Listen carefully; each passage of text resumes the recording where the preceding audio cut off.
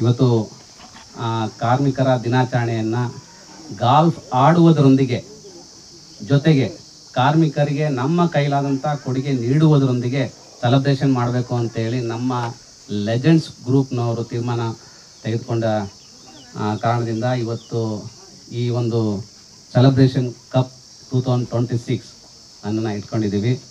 ಮತ್ತು ಹಾಗೆ ಈ ದಿನ 17 ಜನ ಗಾಲ್ಫರ್ಸ್ ನಾವು ಪಾರ್ಟಿಸಿಪೇಟ್ ಮಾಡಿದ್ದೀವಿ ಮತ್ತು ಎಲ್ರಿಗೂ ಪ್ರೈಸ್ನ ಕೂಡ ಕೊಡ್ತಾ ಇದ್ದೀವಿ. ಅದೇ ರೀತಿ ಕಾರ್ಮಿಕರ ಬಗ್ಗೆ ಹೇಳಬೇಕು ಅಂತ ಹೇಳಿದ್ರೆ ರೈತರು ದೇಶದ ಬೆನ್ನೆಲುಬು ಆಗಿರ್ತಾರೆ.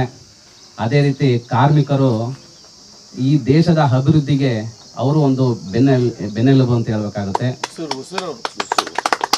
ನಮ್ಮ ಯಾವುದೇ ದೇಶ ಒಂದು ತುಂಬ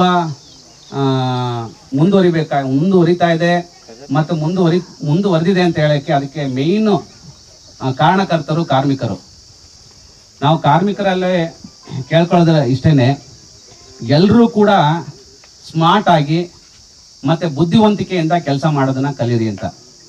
ಯಾಕೆ ಅಂತಂದರೆ ಇವತ್ತು ಜನ್ರೇಷನ್ ಬಂದಿದೆ. ಕಾರ್ಮಿಕರ ಕೆಲಸನ ಆಲ್ಮೋಸ್ಟ್ ಒಂದು 50% ಕೂಡ ಅದನ್ನು ಮಿಷಿನರೀಸು ಮತ್ತು ಇದು ಎಲ್ಲ ಕಿತ್ಕೊಂಡು ಹೋಗ್ತಾ ಇದೆ. ಇವಾಗ ನಾವು ಕಾರ್ಮಿಕರು ಏನಾಗಬೇಕು ಅಂತ ಹೇಳಿದ್ರೆ ಸ್ವಲ್ಪ ಎಜುಕೇಟೆಡ್ ಆಗಬೇಕು ಮತ್ತು ಅವರು ಈ ಟೆಕ್ನಾಲಜಿನ ಬಳಸ್ಕೊಂಡು ಯಾವ ರೀತಿ ಕೆಲಸ ಮಾಡಬೇಕು ಅನ್ನೋದನ್ನ ಕಲ್ತ್ಕೊಳ್ಬೇಕು. ಮತ್ತು ಸಮಯದ ಬಗ್ಗೆ ತುಂಬ ಕಾಳಜಿ ವಹಿಸಬೇಕು. ಮತ್ತು ಅದೇ ರೀತಿ ಕಾರ್ಮಿಕರು ಇವಾಗ ನಮ್ಮ ತಂದೆ ಒಬ್ಬರು ಕಾರ್ಮಿಕರು, KSRTC ಕಂಡಕ್ಟರ್ ಆಗಿದ್ರು, ಈಸ್ ಎ ಲೇಬರ್ ಕೂಡ. ನಾನು ಕಾರ್ಮಿಕರನ್ನ ಆಗಬೇಕು ಅಂತೇನಿಲ್ಲ, ನಾನು ಇವಾಗ ಒಬ್ಬ ಲಾಯರ್ ಆಗಿದ್ದೀನಿ.